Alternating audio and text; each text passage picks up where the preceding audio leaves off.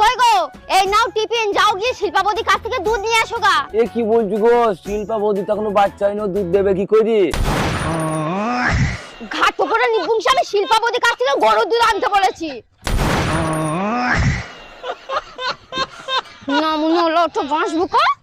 এই তোমার এই রাস্তার খয়রাতি গালি দিতে দিতে গেল কেন? আমি জিজ্ঞেস করছিলাম তুই কি কোনো নেশা করস, বললো মদ খায় না, জুয়া খেলে না, মাগিবাজি করে না, কোনো নেশাই করে না। দেখো বালের কথা ইংলিশে বলো না তো, তোমার গালি দিছে কেন সেইটা আগে বলো। তারপর বললাম আমার বউর কাছে একটু চল, তারে দেখাবো যে পুরুষ কোনো নেশা করে না, সেই পুরুষ তোর মতো রাস্তায় খরাত করে খায়।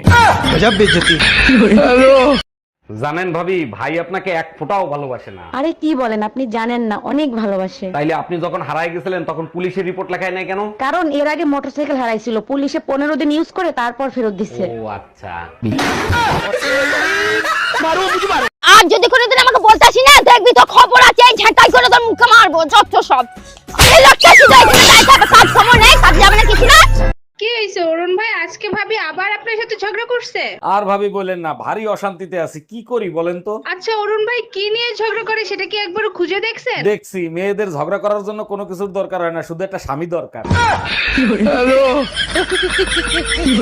এই আমার প্যান্টের পকেটে 20,000 টাকা ছিল, টাকা কি তুমি নিছো? আমারে কি তোমার চোর মনে হয়? আমি কেন তোমার টাকা নিব? টাকা তো তুই নিছিস, কিভাবে টাকা বের করতে হয় আমার জানা আছে। এই একা একা বিড়বিড় করে কি বলতিছো? বলতেছি শুটিং এর জন্য নকল টাকা আনছিলাম, এখন আবার নকল টাকা আনতে যাইতে হবে। কি ওগুলো নকল টাকা ছিল?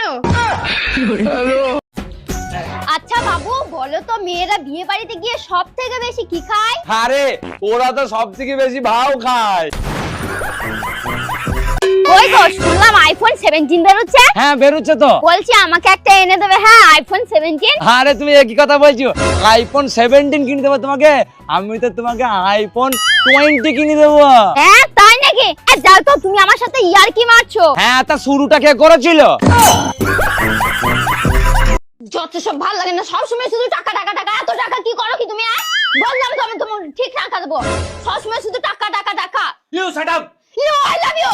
ইংলিশ মারাচ্ছে আমার কাছে, মনে হচ্ছে আমি কিছু জানি না, ইংলিশ জানি না, যত সব।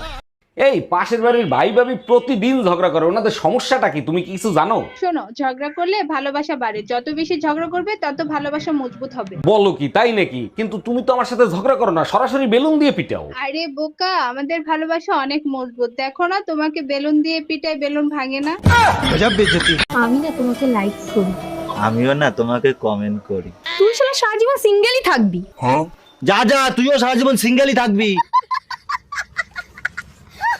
ভাইজান শুনলাম আপনার বউ নাকি ড্রাইভারের সাথে পলাই গেছে। আর ভাবি বললেন না, চরম বিপদে পড়ে গেছে, এখন বলেন তো কি করি? আরে ভাইজান পলাই গেছে ভালো হইছে, এখন আরেকটা বিয়ে করবেন। বিয়ে তো আরেকটা করতে পারি, কিন্তু আমি তো ঘর জামাইছিলাম, আমারে কি এখানে থাকতে দিবে?